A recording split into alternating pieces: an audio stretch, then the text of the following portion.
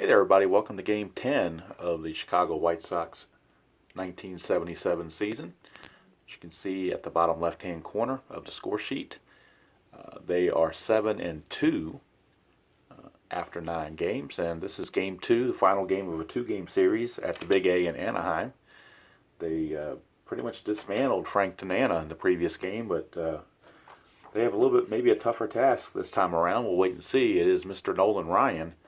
And you can see all the strikeouts that are loaded on his card for the season. Nolan Ryan was 19-16 with a 2.77 ERA, 299 innings pitched, only 198 hits allowed. Let that sink in. 101 fewer hits allowed than innings pitched. Now, however, he did walk 204.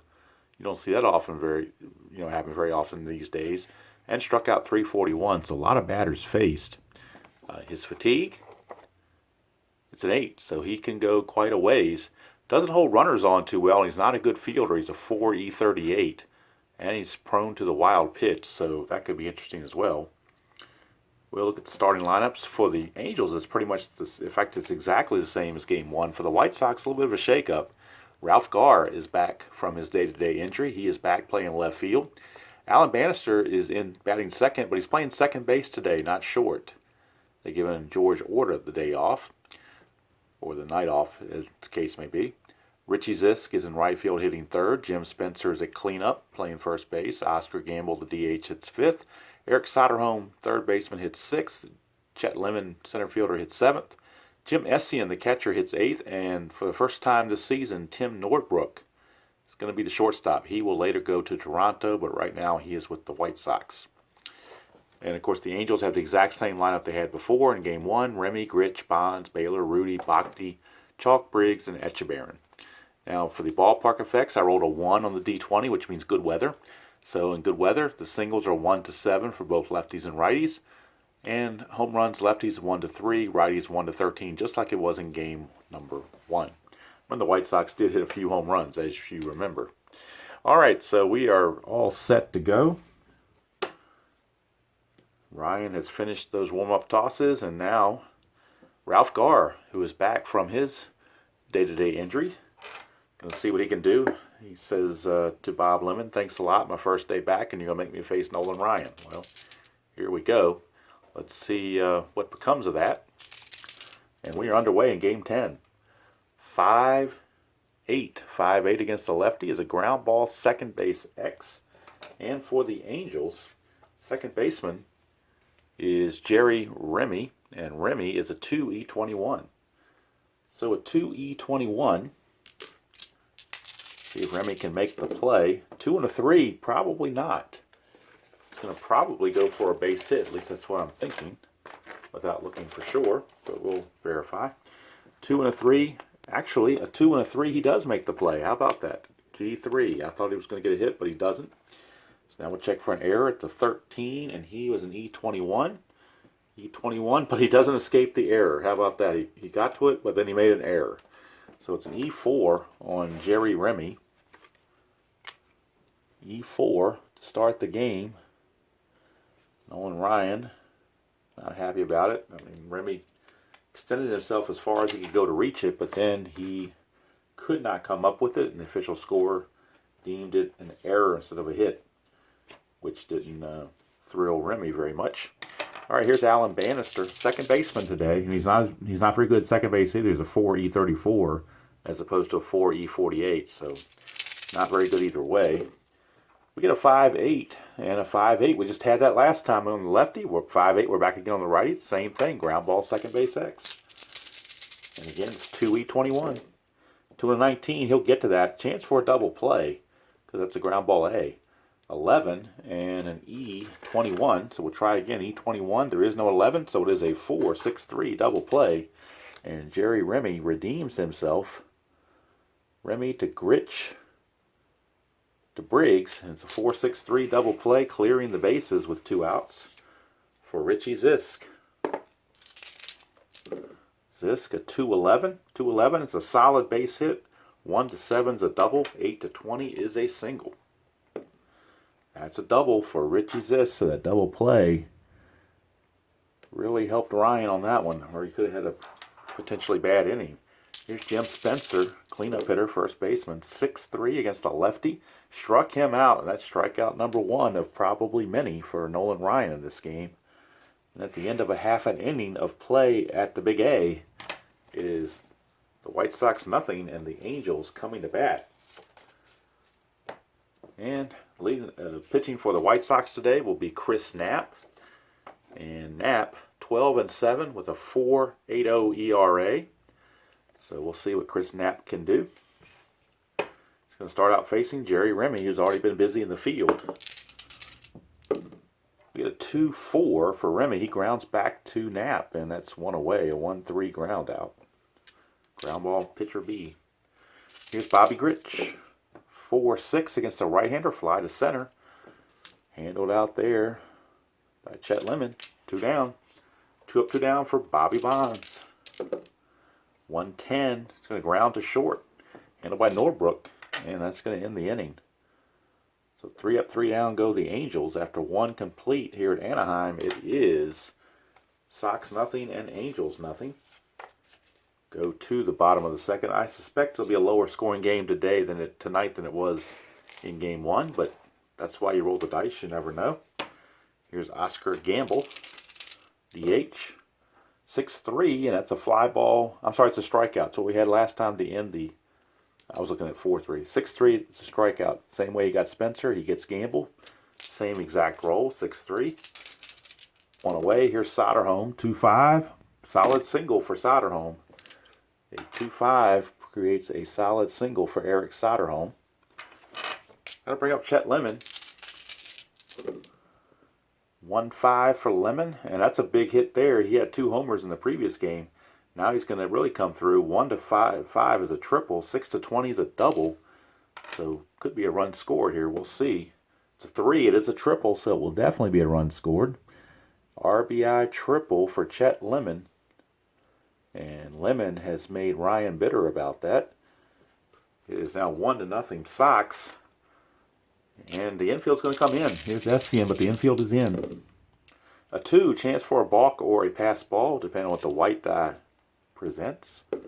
It's 2, so we're looking at a balk, and a balk is 3 on Ryan, so he could balk a run in, but he does not. No balk. We'll go back to Essien's at bat.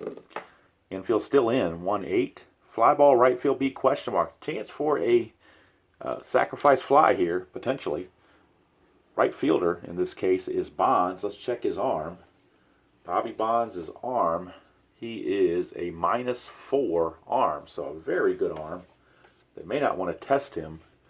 Lemon runs at a 14.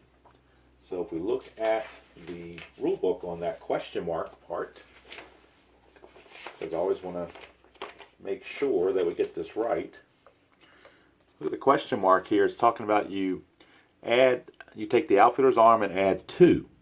So we're starting, in this case, Lemon with a 14.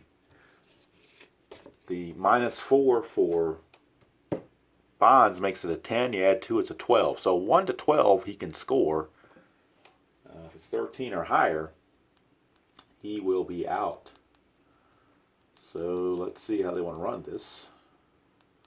Do they want to take the chance? Next batter is the light-hitting Norbrook, so they probably want to take the chance because you don't want to depend on a really low-hitting outfielder doing anything. Here's the chance. It's a 15. He is out.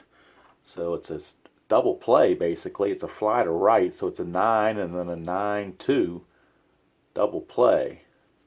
So I think that's correct. I think if he doesn't get the numbers, I believe he's out. Let's see. Let's see. No. Take it back. I'm incorrect.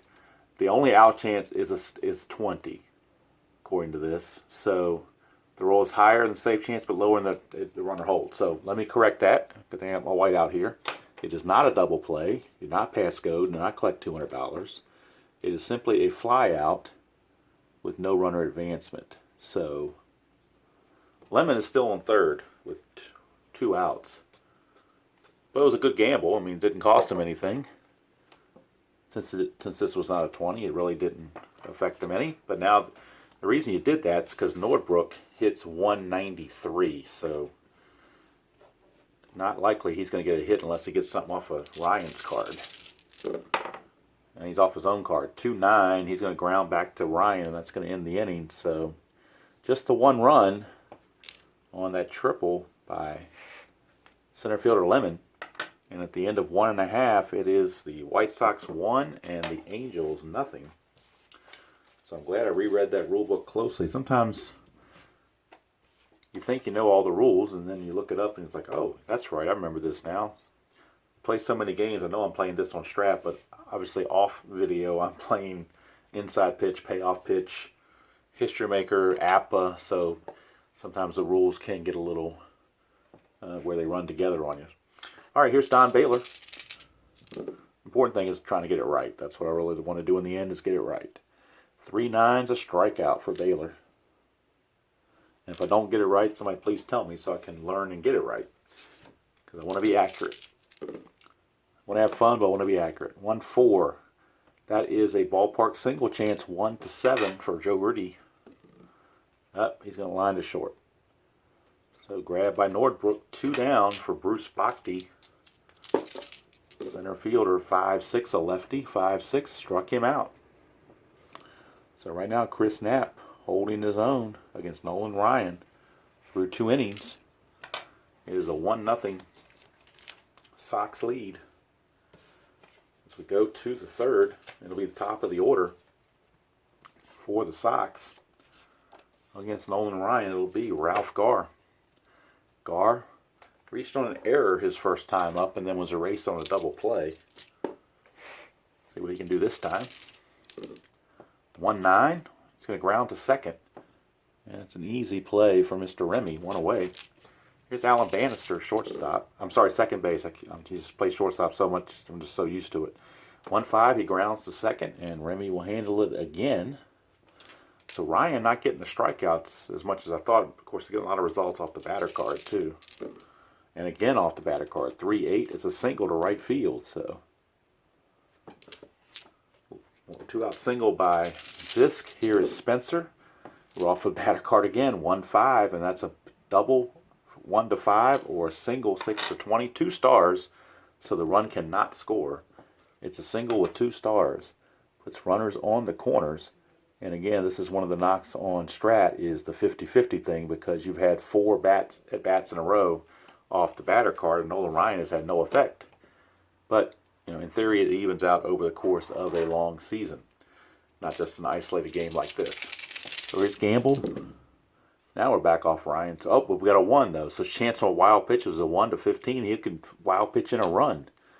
So if it's a 15 or less, he wild pitches in a run. And he does. So it's a wild pitch. Uncorked by Ryan, and that will make it 2-0 Sox. And we'll move Spencer to second base. So Ryan with the wild pitch brings home a run. Gamble still back up to the plate. We get a 4-12 ground ball to short against the lefty, and that's going to end the inning. But the wild pitch run, after 2 were outs and nobody was on, the single, 2 consecutive singles and a wild pitch bring home a run. Sox lead at 2-0 to go to the bottom of the third. So maybe there will be more runs in this game. I wonder what I thought against Ryan anyway. All right, here's Dave Chalk, third baseman. 3-5, he's going to ground to short. 1 away, so Chris Knapp stealing the thunder of Mr. Ryan. 6-3, ground ball pitcher X. He is a 3 E20. What he can do on a 3 E20. 3 and a 13, he'll get to that. Will it be an error? That's the question. 3 and a 13 is a G2. That is a 10, so probably not going to make an error on a 10. 20. Oh, I'll take it back. He did make an error on a 10. How about that? It's one of the few times a 10 is an error. On the pitcher side, it's a 20. A 10 is right there.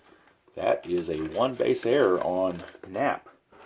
So Knapp fell asleep on that grounder and allowed the Briggs to reach on the E1. Could come back to bite him. We'll see. Andy Etchebarren, number 9 hitter. 5-6. 5-6 struck. 5-6 rather. It struck him out. He did strike him out. So it's 2 down. Back to the top of the order, and Jerry Remy. 5-5. Lefty. Fly ball to right, and that's going to end the inning. So the error does not come back to get him. And after 3 complete here in California, it is Sox 2 and the Angels nothing. And that'll bring Nolan Ryan back to the bump to face Eric Soderholm. Soderholm singled and scored on the triple by Lemon his first time up. 6-3, that's a ballpark single. 1-7 for that opportunity. It's a 3, so he gets a base hit. Lemon's 2 for 2. Or Soderholm, rather, is 2 for 2. Lemon's trying to go 2 for 2. Soderholm, no threat to run. 6-6, and that's a walk. So again, Ryan had a lot of walks during the season, so they could always rear their ugly head. 2 on, nobody out for Essien. Normally I'd bunt here, but with Norbrook being so bad, I'm going to go ahead and let Essien swing away. 6-9, ground ball shortstop A, and he hit to a double play, so I probably should have bunted anyway. But didn't happen. 6-4-3 double play. Soderholm does move to third, but now it's dependent on Norbrook to get a hit. 5-3, ground ball pitcher X. This could be interesting.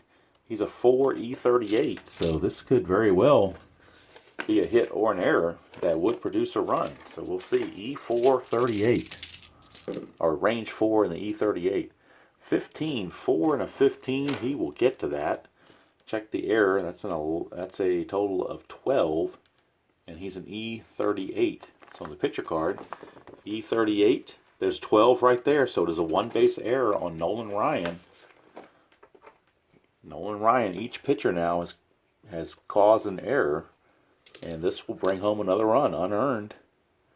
But the E1 will do it. It is 3-0 Sox. Here's Ralph Garr. 3-5. Ooh, it's more danger. 1-6 is a triple. 7-20 is a double. That's a 15. That's a double. So we'll check runner advancement.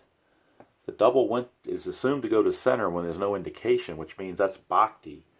And if we look at Bhakti's numbers, he's not a very good fielder. And he has a +1 throwing arm, so that's going to help the runner, Norbrook. Norbrook runs at a 13. So he runs at a 13. And let's see, he was being held, makes him a 12. But you get +2 for the fact there's 2 outs. So that makes it 14. Add 1 for the outfielder, makes him a 15. So a 1-15, and he will score. And he does. It's a 9. So he is able to prance all the way around. Another unearned run as Ralph Garr, Sox welcoming him back with an RBI double. 2 runs are in. It's 4-0 Sox. Bannister, a 1-4. He's going to ground to third, and that's going to end the inning. But Ryan may not last very long the way this game is going. 4 innings pitched, and he's given up 4 runs. Granted that 2 of those are unearned, so. But even so, it's his own. Trouble was his own causing with his bad fielding. So no one to blame but himself. All right, here is Chris Knapp taking on Bobby Grich. 3-9, fly ball to left, 1 away. And meanwhile, without any fanfare, Chris Knapp is just rolling right along here. 1-5, that's a walk to Bobby Bonds. So he will draw the base on balls. He's a very good base stealer, but down 4-0. I don't think they're going to send him. They're going to go ahead and see if Baylor and Rudy and company can do something. 2-2. 2-2. Line out shortstop Max. Yeah, he did something already. He lines to short for a double play. So he lines to Norbrook for out number 2, and then Norbrook, up here, number 2, and then Norbrook throws to first. So that's actually a 6-3 double play. Not very good writing there. You have to wipe this out so when I go back to score it later on the computer, I know what the heck happened. All right. If I have to, I'll go watch the video again. But that's a line double play. So line out to 6, I'll just put DP here. That'll remind me what happened. So that's going to end the inning. We go to the top of the 5th. It's still 4-0 in favor of the Sox. And the crowd a little stunned here at the Big A, as they assumed with Ryan on the mound it would be a piece of cake. Not so, says the White Sox. Not so fast, my friend. Long before Lee Corso came along. All right, 4-7. Another walk. No, I'm sorry. I was looking at 5-7. 4-7 is a strikeout. Sometimes in a glance, I have a tendency to look at the wrong column, which is usually why I use my pen as a pointer. So I need to start doing that just to be safe side, because sometimes I will read the wrong column once every blue moon. 3-3 for Spencer. Ground ball, second base, A plus injury, but since it's obviously as played, we're not doing injuries. It's just a ground ball to second. 2 down, but that hasn't helped a lot. And Ryan's run into more trouble with 2 outs than any other time in the game. 6-8. 6-8 is a walk. So 2-out walk keeps the inning going for Eric Soderholm. Soderholm's 2 for 2. 3-6. Draws another walk. So Ryan issuing some base on balls here that can get him in trouble. 2 on, 2 out for Chet Lemon. 210 for Lemon. That's a ballpark single check. 1-7. It's a 12 though, so he lines to short, and that's going to end the inning. It's still too wet to write on right now. I'll come back to that. All right, so Lemon lines to short to end the inning. We go to the bottom of the 5th. Still 4-0 in favor of the Sox. And Knapp back out there. His point of weakness inning begins now. Have to be leery of that. Rudy 1-3. That's a ballpark single chance. 1-7. 2. That's a single for Joe Rudy. Tutti frutti, oh Rudy. A wop bop, a lube up, boom bam boom, or however that went. I don't remember. There's Bruce Bhakti, 6-5. Yes, it's late on a Sunday, so I'm kind of punchy. 6-5 is a fly to left. But I did want to get this game in. 6-5. Fly to left, 1 out. Here's chalk. It's 2, so it's a chance for a balk or a pass ball. Now there is no... Let's check Essien. Essien has a 2 pass ball rating, so there is a possible pass ball. There is no possible balk. And we are checking for a pass ball, so 1-2 would be a pass ball. There is no pass ball. So chalk back up to hit. 6-6. That's a strikeout. So 2 down. And that'll bring up Dan Briggs. Briggs, a 6-4 against a lefty.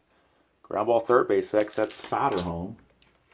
And Soderholm defensively is a 2-11. 2 and a 2, that's probably a base hit, and it is. Single 1 star.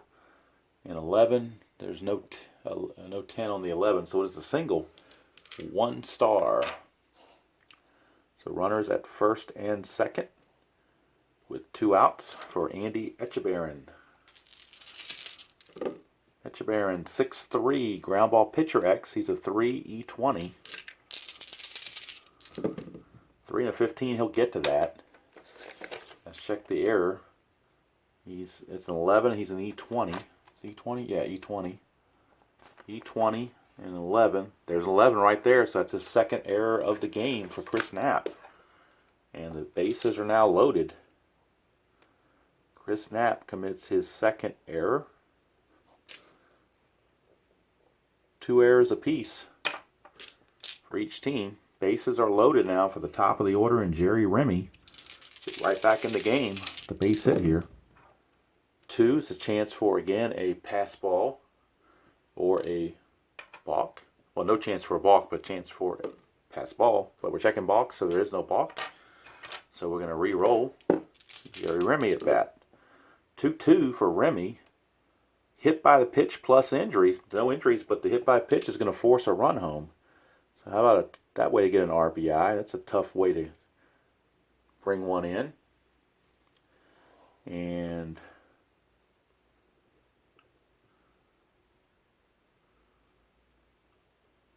we have a 4-1 game. Bases are loaded. Here's Bobby Grich. 2-4, another 2. So we got a chance again for a pass ball possible. Nope, it's a balk check, so there is no balk. So we go to Grich. We get a 1-7 for Grich, and he walks, so that forces in another run. So how about that? We had a single, an error, a hit by pitch, and now a walk. So 2 runs have come in now without the benefit of it. Actually, the last 3 batters haven't had the benefit of a hit.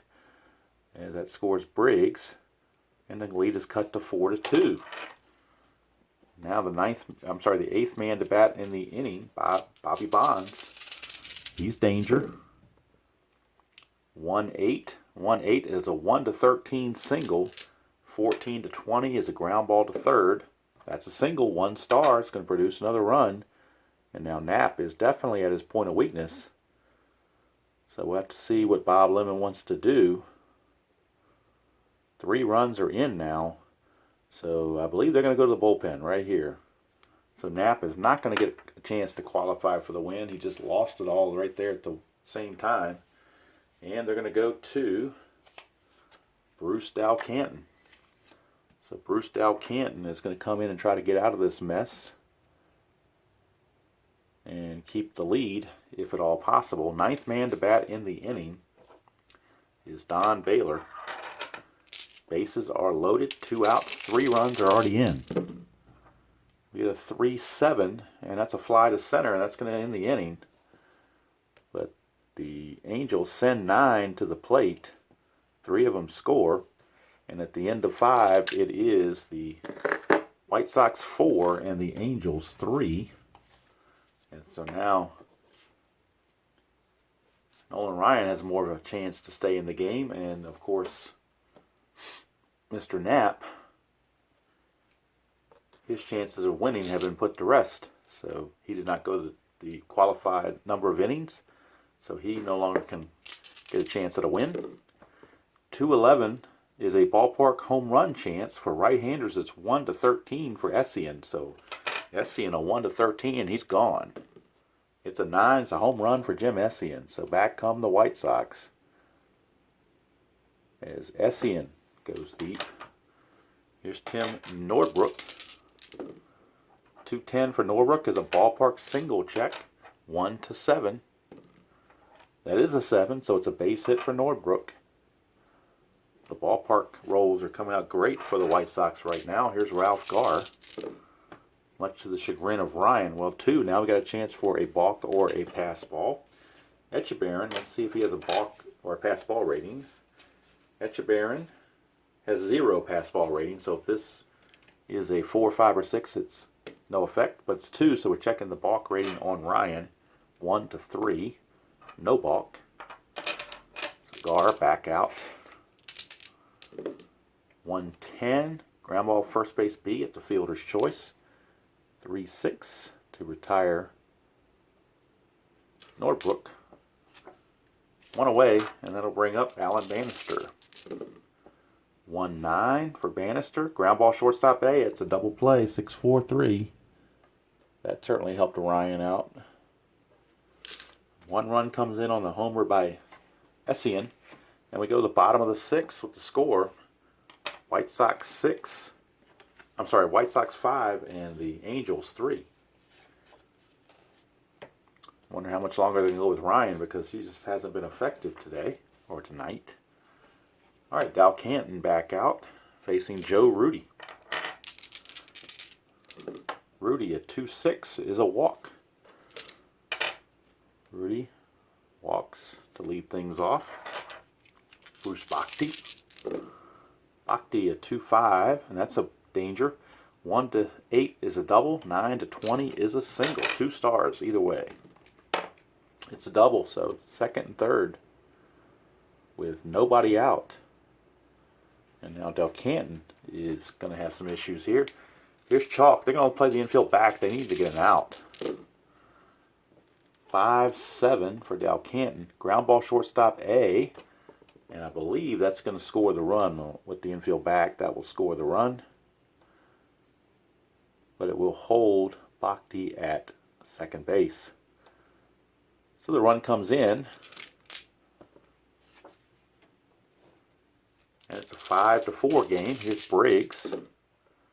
111 is a ground ball. I'm sorry, 111 is a ballpark single check. 1-7. 6, it is a base hit, 1 star. Put runners on the corners again for Andy Etchebarren. Infield looking to turn 2.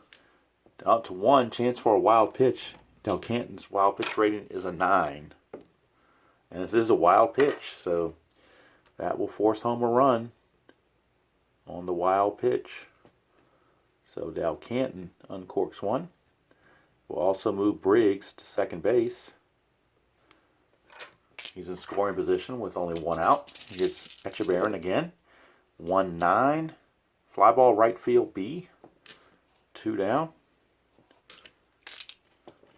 So with 2 outs, that'll bring up Remy. Remy, a 1-6 for Remy is a walk. So the inning continues. Runners at first and second. A lot of walks in this game. Here's Bobby Grich. 4-7. Ground ball short. It's going to end the inning. So finally the inning is over. But we have a tie game, 5-5. How about that? After 6 complete, it is 5-5. So much for the pitching duel. 5-5. So Ryan gets to start fresh again with a tie game. See if he can hold on that lead. Here's Richie Zisk. 3-7 for Zisk. He grounds to second. 1 away. Jim Spencer. 3-5. Struck him out. 2 down. No 7th inning stretch music today. I'm just want to get through this thing and not run out of video time. So we're just going to keep going straight. 5-7 is a walk. 2-out walk to Oscar Gamble. His second walk of the game. Brings up Soderholm. Soderholm, 6-4. It's a single to right field. But Bobby Bonds has a -4 arm, so they're going to hold Gamble at second base. He's already in scoring position, so no sense getting him thrown out at third. Here's Lemon. 5-5. Struck him out. And it's going to end the inning. So we go to the bottom of the 7th. All tied at 5 apiece. And we got a new pitcher for the Sox as Del Canton's night is over. And we're going to get Laren LeGros. It's normally their closer, but they need somebody with some length. And they do have an off day tomorrow before they move on to Oakland. So he can go up to 3 innings. And they'll take the win if they can get it for him. So LeGros is in to start the 7th. And he has the unenviable task of facing Bobby Bonds. 6-8 struck him out. 1 away. There's Don Baylor. 5-8. Ground ball second base X.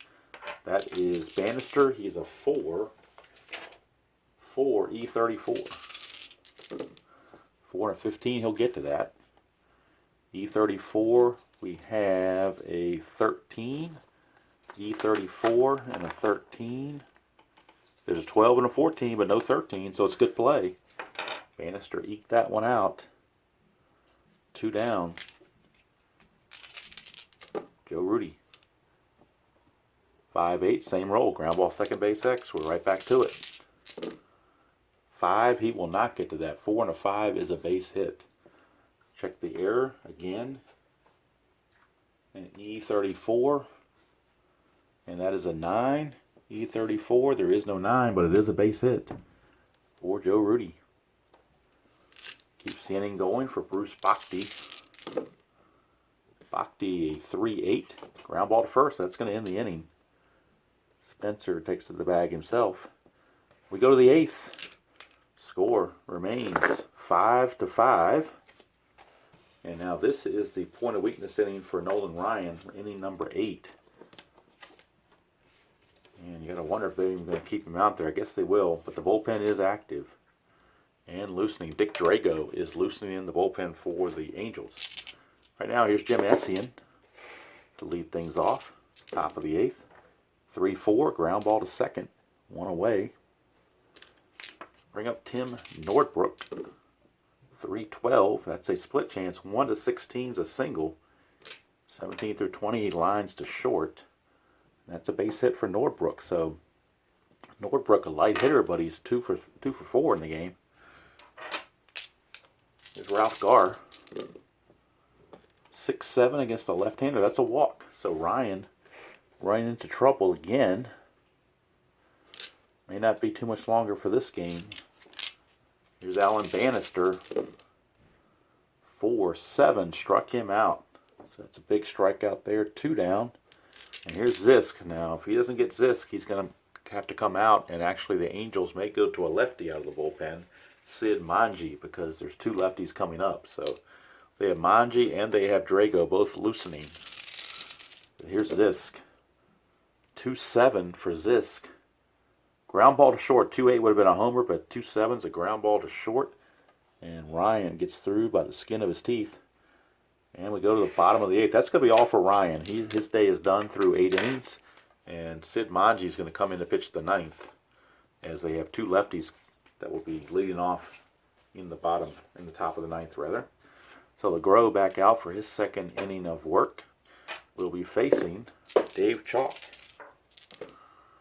Chalk, a 6-10, is a ground ball shortstop X. That is Nordbrook. And Nordbrook at shortstop. Mr. Nordbrook is, let's get his information. Nordbrook, 4E38. So again, not very good. 4-11, though, he'll get to that. Now let's check the E38, and that is a 13. E38. 13's right there. It is an error. 1 base error on Nordbrook. So error number 5 in the ball game. And error number 3 on the Sox is Nordbrook. E6 to start the bottom of the 8th. Here's Dan Briggs. We get a 4-5. In home run chance, Briggs does have normal power against righties. So a 1 to 10 would be a home run. 11 to 20, he flies to right. It's a home run, but it's a 9, so there's a chance to rob the home run. So again, let's look back at it because the Angels have a low wall. So, on a home run chance, robbing the home run, he is a lefty. And it's the first number.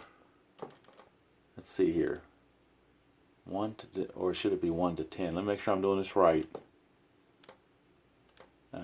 My opportunity. 1 to 10. Nope, it has to be a 10 to rob the home run. My bad.